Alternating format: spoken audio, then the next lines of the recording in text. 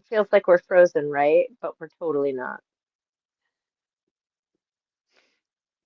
Now I can't hear anything. It's oh, Now I can. and we've lost Jakia. She'll be coming back though, I'm sure.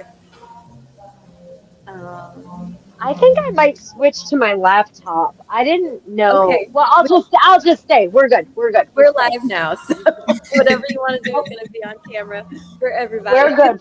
We're here. All right, awesome. Thank you, everybody, for joining us tonight. We're here with Jakia Johnson, candidate in Maryland 4, Danielle Welsh, candidate, Courage candidate in New York 3, and State Rep Paige Boschman. Did I say that right? Excellent. Current rep in New Hampshire State House, and then a Courage candidate for us in New Hampshire 2.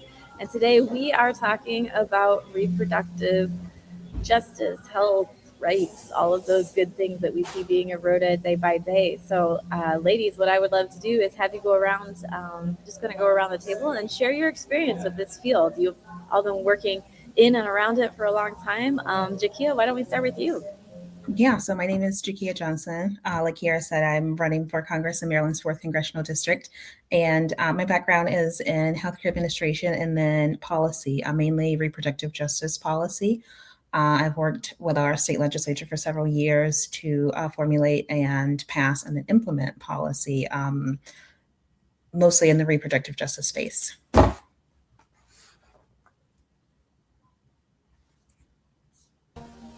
I am back. Thank you.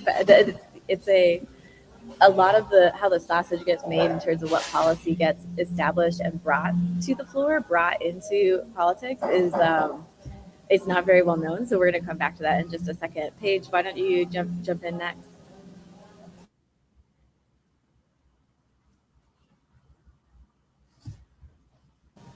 Paige? Seeing in the chat that Paige can't hear anything. Oh no. Oh, there's the chat. It wouldn't be a live stream without tech issues. No, this is true. Well, Danielle, why don't you go ahead and get started? And maybe Paige, you can hop out and come back in. Sure. I'm Danielle Welch. I am a Democratic candidate for Congress in New York's 3rd Congressional District. I am professionally a public defender, which is a particularly horrifying lens to view the growing criminalization of reproductive rights and pregnancy through. But separately, I am also the mom of a 2.5-year-old daughter. And part of the reason that I am running for Congress is because of the experience of raising a young daughter in a country that grants fewer rights to bodily autonomy and reproductive freedoms than it did when I was growing up. And so I'm extremely happy to be here with you all. Thank you so much, Danielle. Yeah, the current moment we are in is wild, quite frankly, right? At least I grew up with the concept of progress, where things get better as people work towards a better future, and we are building something that lasts beyond ourselves, that preserves rights for our children and their children. And instead, what we're seeing is a real stripping away of those rights. Jakia, do you want to talk a little bit about sort of fights that you've seen in the past when you've developed policy and worked with your legislature, and how this moment is similar or different in this particular case? Yeah, so luckily here in Maryland, we don't have a lot of pushback. We went through a period of time where we didn't see any reproductive rights legislation go through our state legislature, at least any meaningful policy, in about 30 years. And so a few years ago, we came together to put together a package of bills to really strengthen reproductive rights. We saw the writing on the wall with Roe before it fell. And I think the biggest hurdle there for us was that our Senate president was not on board. He didn't trust us when we said that Roe was going to fall. And so instead of having proactive legislation, we have reactive legislation. And unfortunately, we're seeing the same thing right now in our state legislature around redistricting because of the same Senate president. Denial that things could get worse. Where is the hope coming from? Where is the thinking that this is going to be like a breeze and we won't have to worry about it? Right. Yeah, I would love to know too. Yes, it's been interesting, but we haven't had a ton of pushback. We always have, the people who they call themselves pro-life, and I hate that term because they don't care about life at all. They care about birth. They want you to give birth, and then what happens after Pro-childbirth, that, yeah. nobody cares. Man, that is I think the term some folks use is forced birth, right? If you, as a person with a uterus carrying a child and you do not want it and you are required to have it by the state, that is a forcible violation of your autonomy, right? And Danielle, this gets into kind of maybe the legal ramifications of this. We've actually seen a lot of criminalization around the whole reproductive rights arena. Do you want to speak to that a little bit? Sure. So in the immediate aftermath of Roe, there were hundreds of women prosecuted for pregnancy and pregnancy-related things.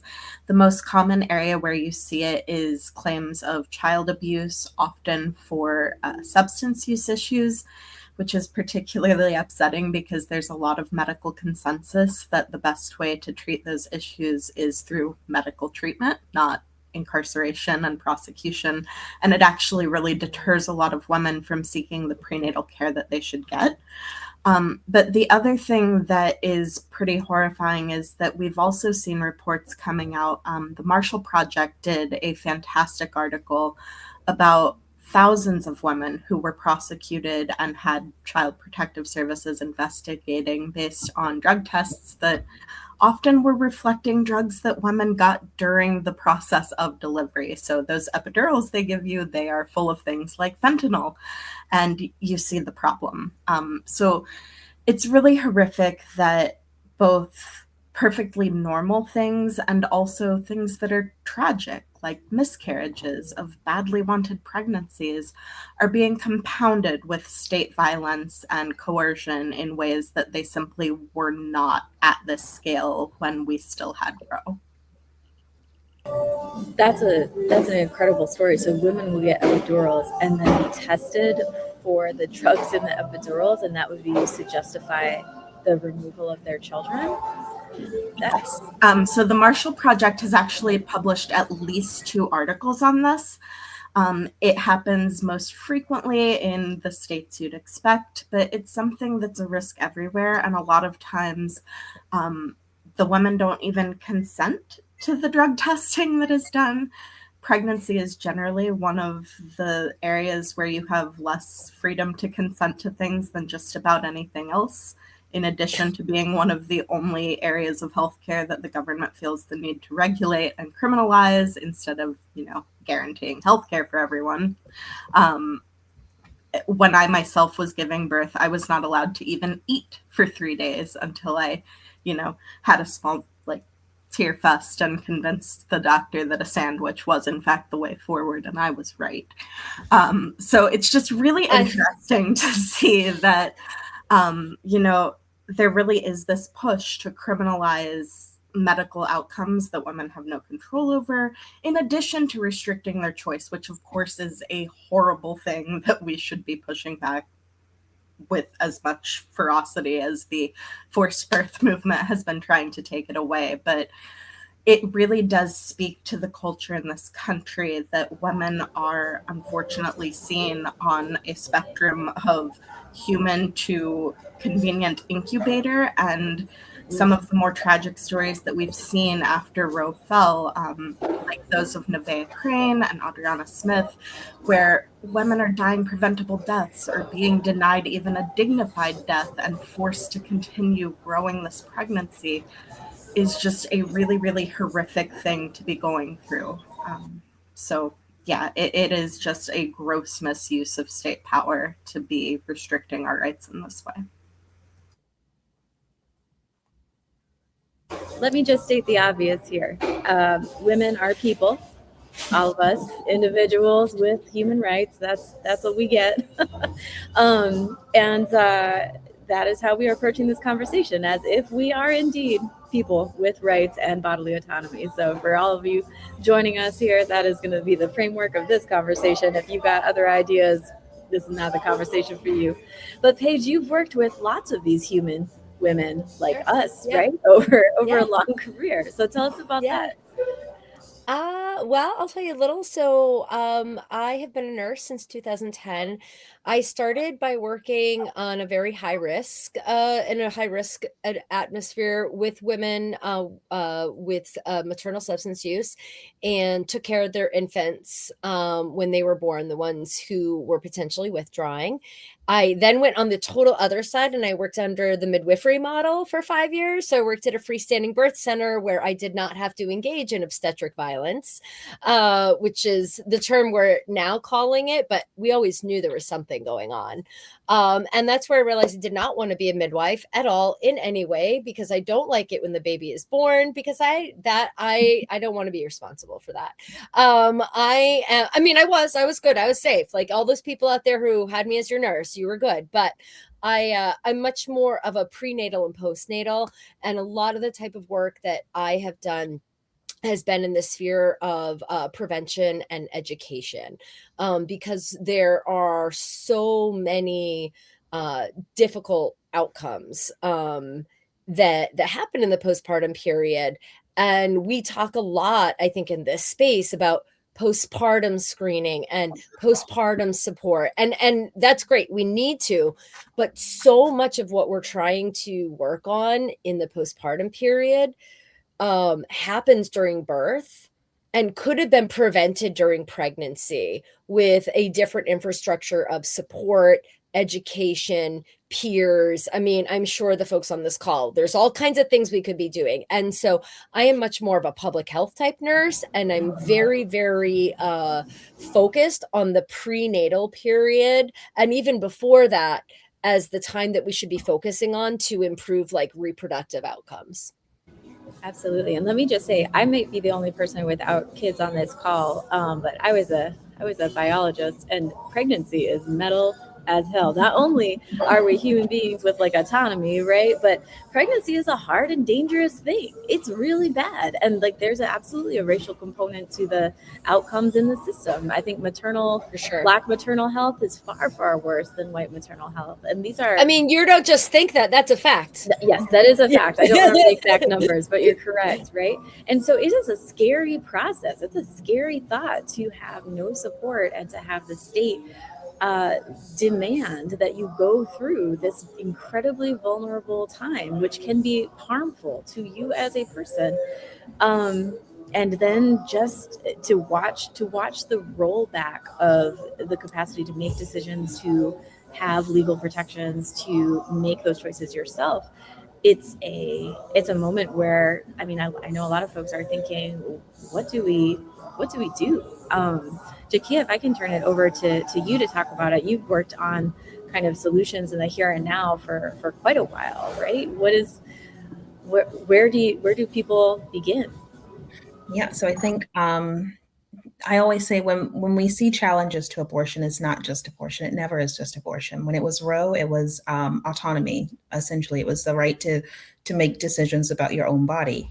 And I think what we're seeing right now is particularly scary, not just because we limit access to abortion care, which is a huge deal. I think last year there were something like a million documented abortions. And so a quarter of those, 1 in 4, were done through telehealth with mifepristone. And so if this decision sticks, that means 1 in 4 people who are seeking abortion care won't be able to get that care, likely.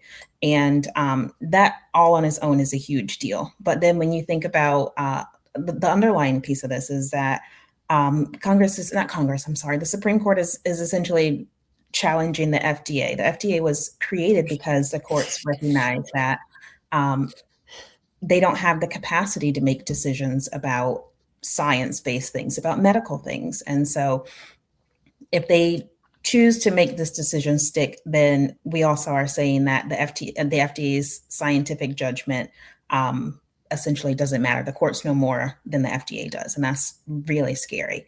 I can't imagine what that could mean for things like vaccines. That could be HIV medications. Contraception is probably next on the chopping block.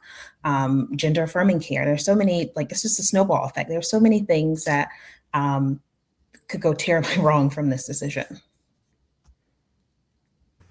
Just to add to that, there's also a cascading effect if and when that happens, because these drugs aren't only used for abortion. Some of the drugs that have been targeted save lives when people are experiencing hemorrhaging after birth and things like that. And the more regulations that you have, those are all barriers in moments where people have sometimes minutes, if not less, to make decisions and get people what they need to survive. And I am not a doctor or a nurse, thankfully, but I do deal with legal restrictions quite a lot. And I think that we are always at risk of people passing laws not recognizing the full implications of what it is that they are actually passing.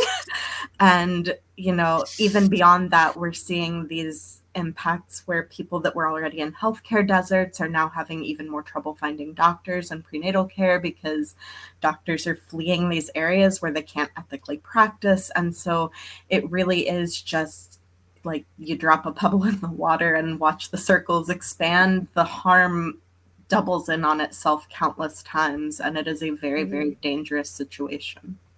Mm-hmm. I can add, I've been in the New Hampshire legislature since 2024. And one thing that we're seeing here, first of all, they like to call us the Florida of the North, because all the New England states around us, pretty much all the things that you want to be doing, they are, except for us. But New Hampshire, so we're a purple state, but we have that like libertarian kind of I'll do me, you do you, like live free or die spirit. And so abortion is actually not a strong campaigning issue for conservatives here. And whenever the abortion issue comes up, it really does get killed quite easy. I don't want to say easy. I don't want to, we have a big enough outcry about it that even the Republicans know this is not something that's a good issue to campaign on.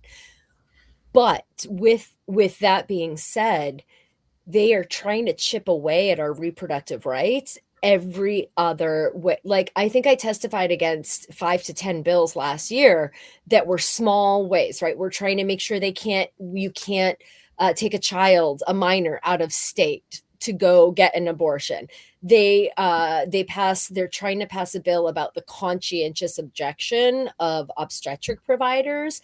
And they're saying that we are chasing obstetric providers away from the state because we're not letting them object to providing abortions. And so we're going to keep, and so they're using the whole medical desert as an excuse for their arguments. So there was just a number of bills. Yeah, it's scary because it doesn't cause the big outcry, right? When we had a potential 15-week abortion ban, we had like 30,000 people in the state sign in.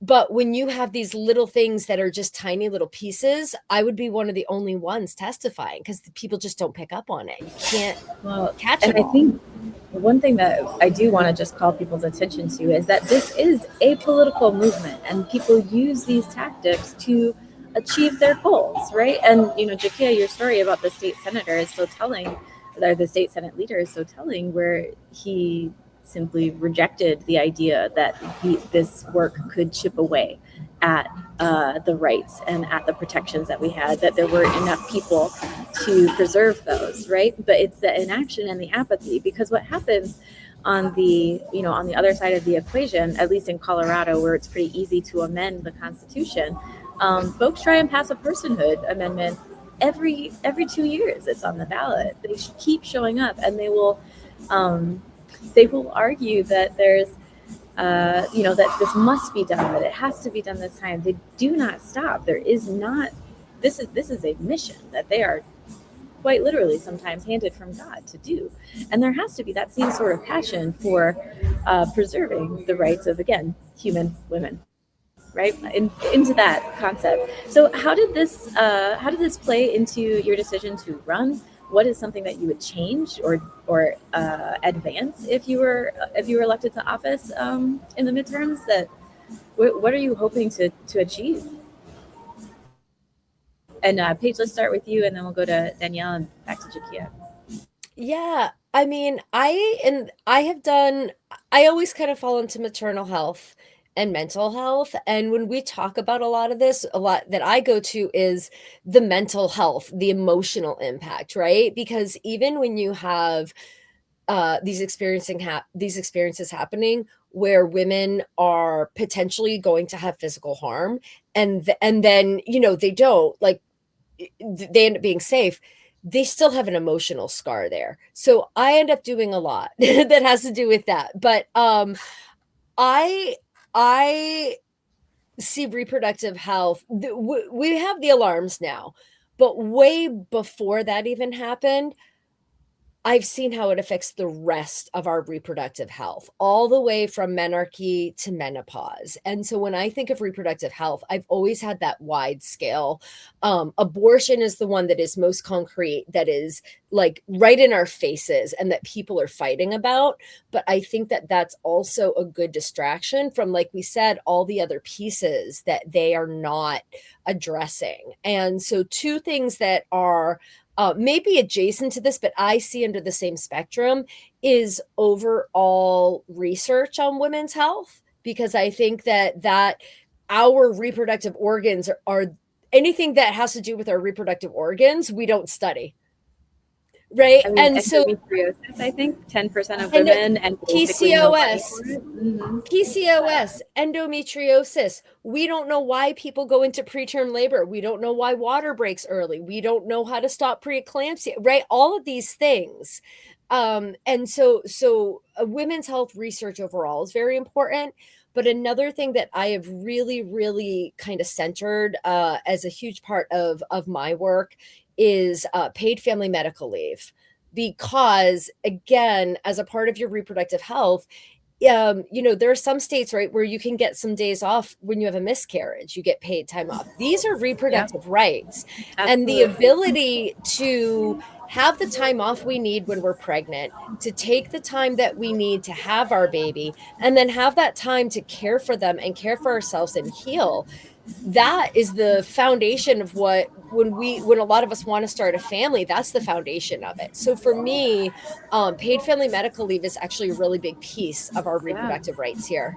And let me shout out all the Courage candidates, because in our policy matrix, every single one of you is pro FMLA, right? Like that is a thing that you want to make a federal rule. So that's fantastic. I probably didn't notice because I was like, check. Absolutely. And one other interesting thing, it's interesting that you bring up miscarriage, right? I read a really fascinating argument where it said, well, if folks were really concerned about, if they really wanted to preserve fetuses, right, and have them become born children, they would look into why we miscarry, because 25 to 50% of women miscarry every single time, period. That's just how it works. And it's not something really that anybody talks about. It's not something that there's really any research into. There's just this sort of like frantic focus on abortion, like you said. Danielle, what brought you to, how does it intersect with your campaign? Sure.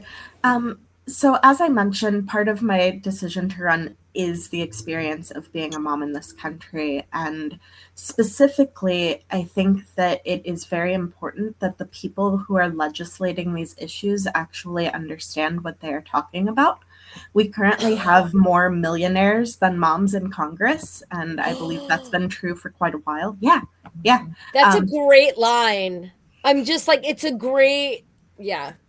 Great line, terrible fact. Vote Mama did a really fantastic report, I think last year. It was on, I believe it's called The Politics of Parenthood. And it speaks to the fact that mothers of minor children, and I should have said this at the beginning, but when I say mother and women, I'm being extremely inclusive. Anybody who can give birth is relevant here, unlike Republican men. But I think the statistics were something like close to 20% of the adult population in the United States is a mom of a minor child, whereas only 7% around there were mothers of minor children in Congress. And when you look at mothers of children younger than 6, like me, that figure drops down to around 1%.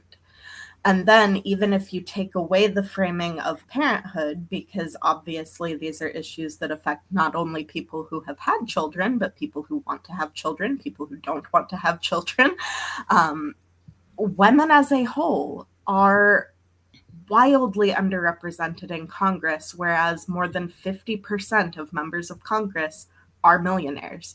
And so it's really not hard to see how we get here. And then you have even more radical things coming out. Like a few years ago, there was a Republican legislator who made the news for claiming that legitimate rape never resulted in pregnancy because women's bodies can shut that down. And it's like, I really don't think that you're the one who should be making these choices, sir.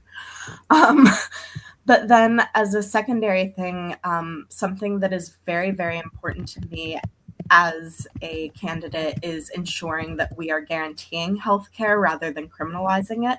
I support a single payer system. I support paid family leave. I think that, you know, I'd love to reclaim the pro-life label, honestly, because we currently live in a country where it's nearly impossible to raise a family without struggling, and doing so in a way that is providing for the safety and health of everybody involved in that decision. And I'd really love to change that. And then the third thing that I will say is that I would support an amendment that defines what a person is. We've talked about it in other spaces in the context of limiting corporate spending and defining a person as a natural born person, because corporations should not have constitutional rights. But I also think that it would be very worthwhile to pursue federal legislation that makes it clear that fetal personhood is something that we cannot abide in this country. I love my daughter more than anything in the world. I'm sure I would love any future children, but a clump of cells in my body should not have more rights than I do. Yep, heard.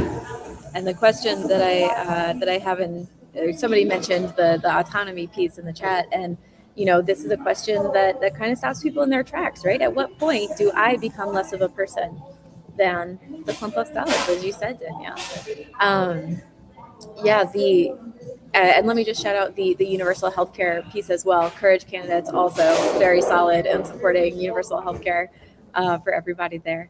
Jakia, how has your campaign and your focus on reproductive rights come together? Yeah, I think reproductive rights is kind of foundational to not just my campaign, but my career in general. And people ask me, and I hate this question, but people ask, you know, what radicalized you? And I say motherhood, because it really does. I mean, it changes everything. This country is not set up for parents at all. There's no part of this country that is set up for parents. And when you realize that fact, then you see how aggressively that they're attacking access to abortion and birth control and other contraception methods. It's really scary. As someone who wanted my child, pregnancy was hard. Parenting is hard. I can't imagine being forced into that type of thing. And so it just, I mean, it feels like we should be able to expect our representatives to work in our best interest. And I don't think we're seeing that. And it would be easy, I think, to just blame Republicans for it all. But even when we had a Democratic majority in both chambers and we had Democratic president, we weren't codifying Roe. We weren't making sure that we were really protective when it came to reproductive rights. And so we can do a much better job across the board at protecting access to healthcare, access to reproductive healthcare, because that is healthcare. And I mean, there are so many things we could be doing. Yeah, it's not like this is an unsolved problem, right? Like in Sweden, you've got a year-long maternity, or not maternity leave, but you've got year-long parental leave, right? And you get a special little kit for your kid when you go to the hospital and have them. There are places with solutions here. So where is this complacency coming from? Where is just I'm still kind of stuck on that Senate leader that was like, oh, it'll never happen. And man, they've been talking about it for 50 years. Yeah, I mean, patriarchy. That's another place where I think we really mess up. The Republican Party, they've been plotting exactly this. They've been plotting exactly this for 50 plus years. And, you know, the Democratic Party, we're reactive. We react to things that happen. We're not planning for the future. We're not thinking that these are right. Like even now, our state legislators should be putting shielding laws in place so that, 1 second, my daughter is having a crisis in her room. I'll be right back. I No love problem. this We'll so continue much. this thought. Yeah. Not the crisis, but the No. moms. It's Yeah. so good. This is what moms do all the time. They juggle, they handle the crisis, they come back to work, they stay focused, right? Yeah, you don't get the luxury of being complacent when you're a mom. Maybe that has something to do with it.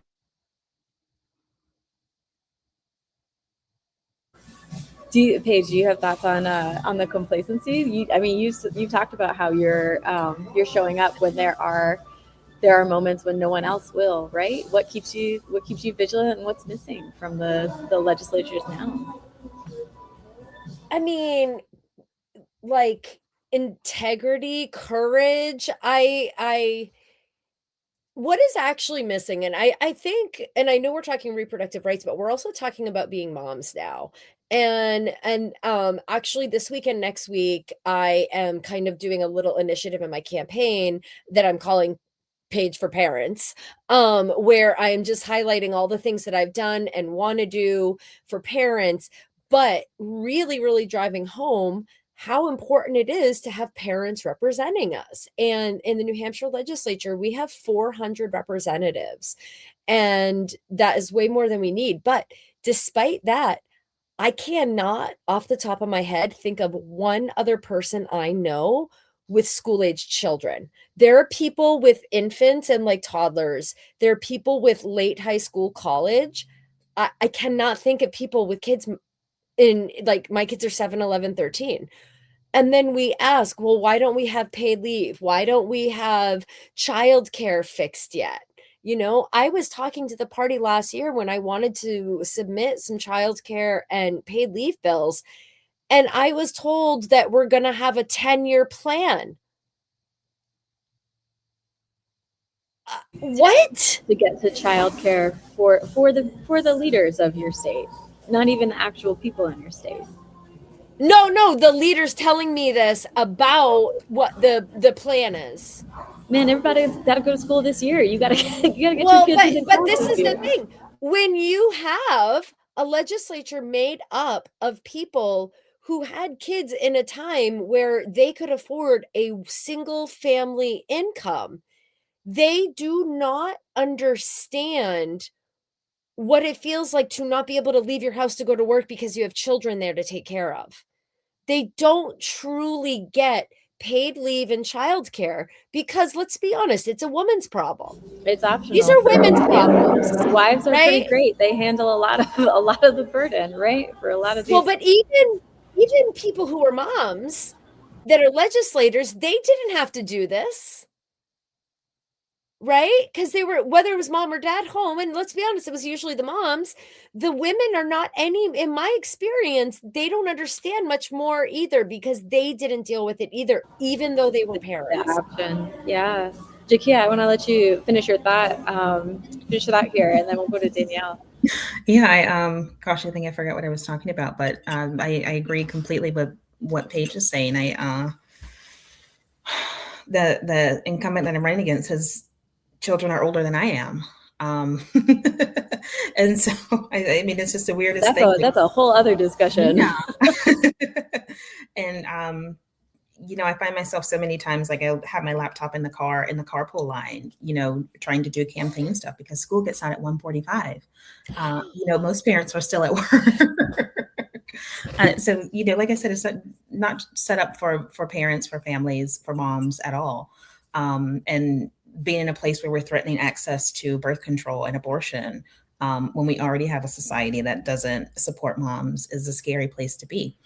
I think I was talking about how our state legislators could be doing proactive things at the state level to make sure that federal legislation doesn't become absolutely detrimental to reproductive rights. I know, fortunately, or maybe unfortunately, the reproductive rights movement has a lot of experience operating in places where we're really restricted and we have to be creative. But, in Maryland, we passed shielding laws a few years ago so that when providers have to prescribe medication, abortion medication or otherwise via telemedicine, we won't give that information to anyone outside of the state who's trying to prosecute. So whether they come from outside of the state or inside of the state, we're not giving out any information. We're not supporting any any extradition or, licensing punishment. We don't put doctors' names on the medicine bottles, because we really have to protect not just patients, but also our providers. And then at the federal level, I will never understand why we didn't codify Roe when we had a Democratic majority. I think that is one of the biggest failures of the Democratic Party. And I know there are so many people who love Ruth Bader Ginsburg, and she did fantastic work, but I will never forgive her for not stepping down when she had the opportunity. Yeah, there's a real, talking about your incumbent that has kids older than you are, there is a real fierce desire to hold on to these seats for as long as possible, whether that's for the good of the country or the movement or not. And so I'm really grateful to y'all for stepping up and running and saying, no, it is time for someone new and more proactive who actually has experience with the things that we need to address most. I think one of the areas where just even having this conversation is incredibly refreshing and inspiring is that this is all lived experience for every single one of you right now. Your kids are in your house with you right now. Like you are working with small human beings every single day. And it is for the small human beings, it's pretty intense out there right now, right? Like there is a lot of compassion and care that you practice every single moment of every single day. In addition to not being able to be complacent, you also kind of don't have the luxury of being selfish, right? So how does this inform the approach you take to stepping up and saying, yes, I will absolutely take on more work, more like have enough hours in the day, let's load it up because this is important and we got to get it done. Danielle, why don't you start?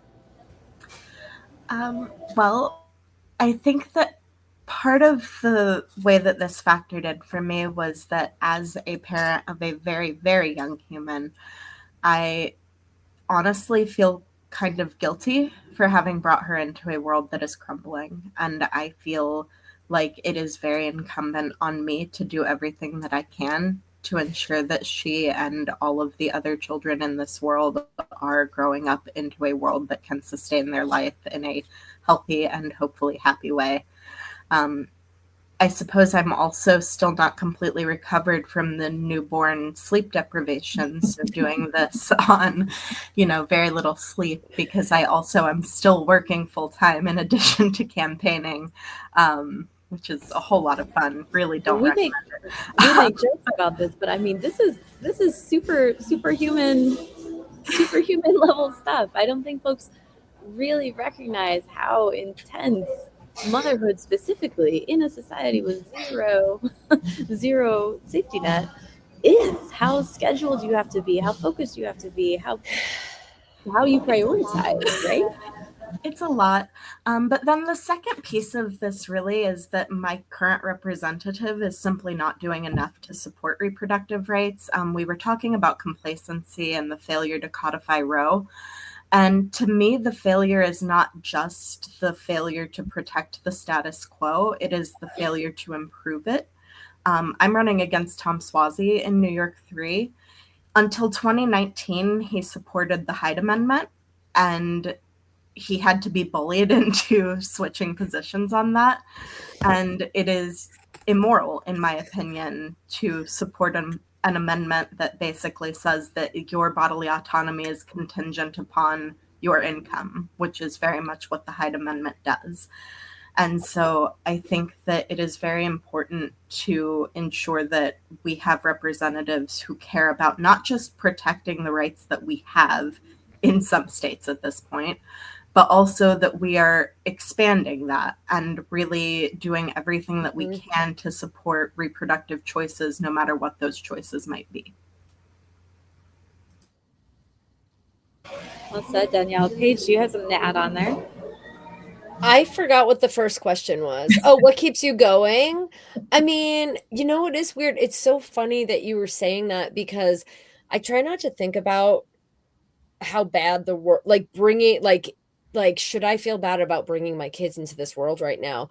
And I don't go there a lot, but it's so funny because just like an hour ago, I was looking down at them and I'm just like, you guys have had it so hard. They're 13, 11, and 7. Like, they went through COVID. Like, my daughter did COVID as a kindergartner, and like, we haven't recovered. I'm just like, and I'm like, you've had this stupid president your whole dang life. Like, but they're here.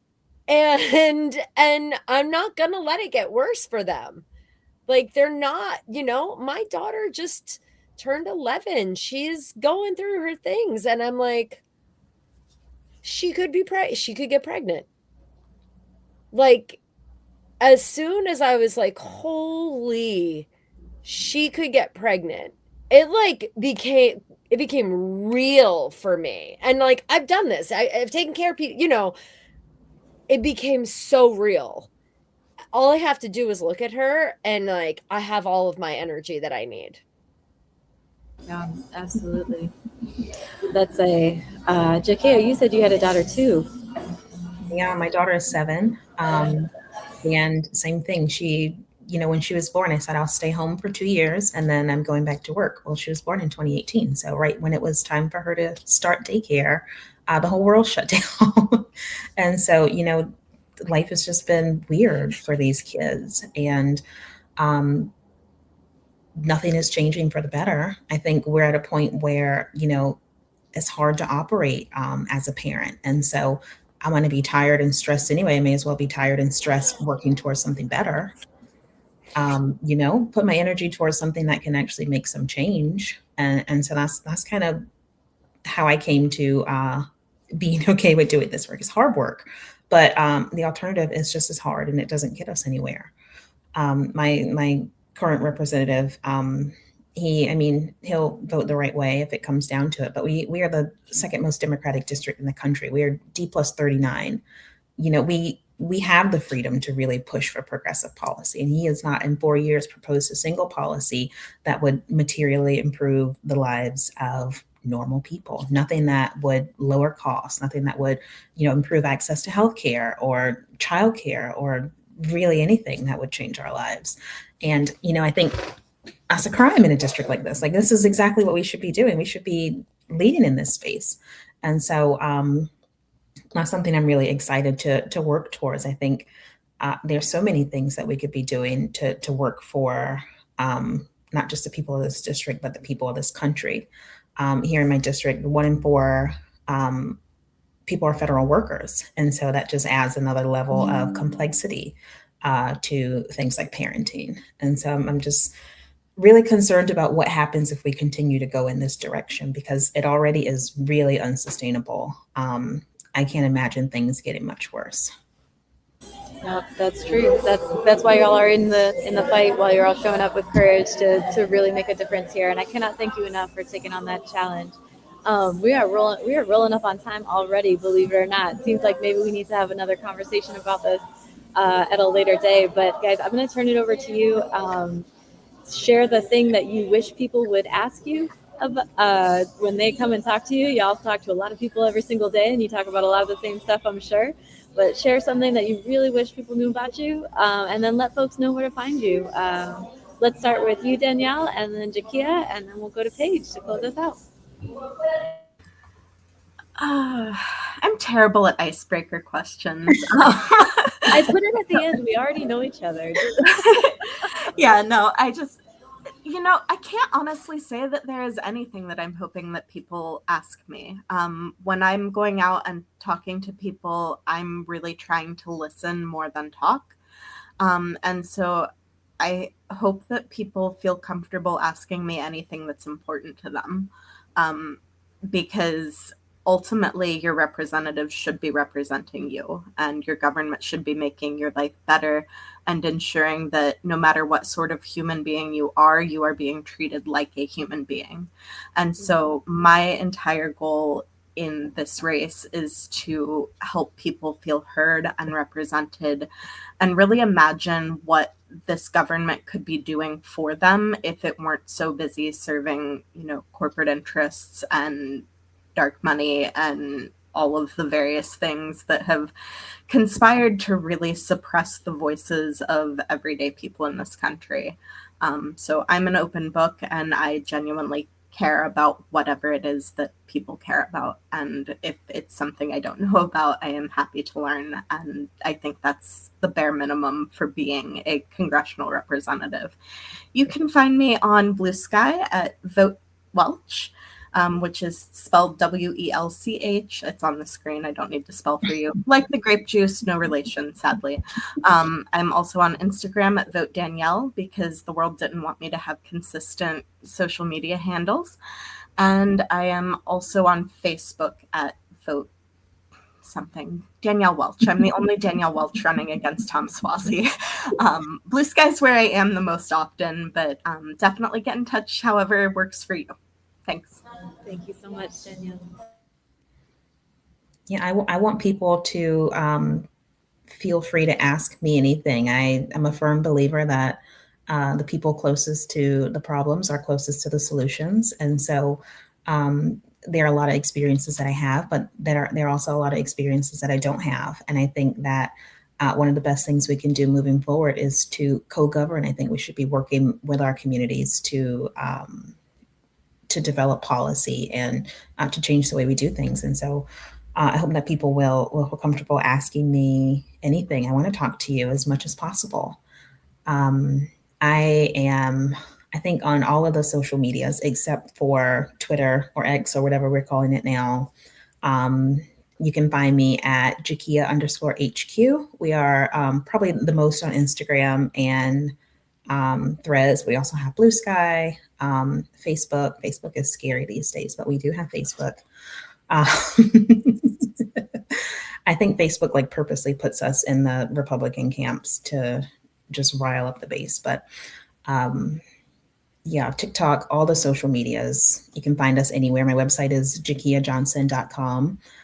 If you want to learn more about policy, email me. I respond personally to all policy and position questions because I want to talk to you about these kinds of things. That's amazing. Thank you so much, Jakia. I really appreciate having you here. Yeah. Jakia, that's amazing that you are able, or you make yourself able to answer. That's quite a commitment. That's impressive. I mean, I think I feel similarly. I think we're all in the same vein here, but I think I would say I want them to ask me the questions that they don't think they should ask me, because I think that a lot of people ask questions and don't believe that anything we're saying is true. You know what I mean? And so sometimes they don't even bother to ask questions because they just assume that you're going to lie to them. And I get it. I mean, I said this in front of a group yesterday. I wouldn't believe me if I were you. Like, what reason do they have to believe us, right? Because they don't know that we're different. So I guess it's more that I wish that they would ask me a question and ask the ones they know if they knew that they would be able to get the real answer. Because they will give them the real answer, and so I want to make sure that that they are really asking everything that matters to them and that they're getting their questions answered.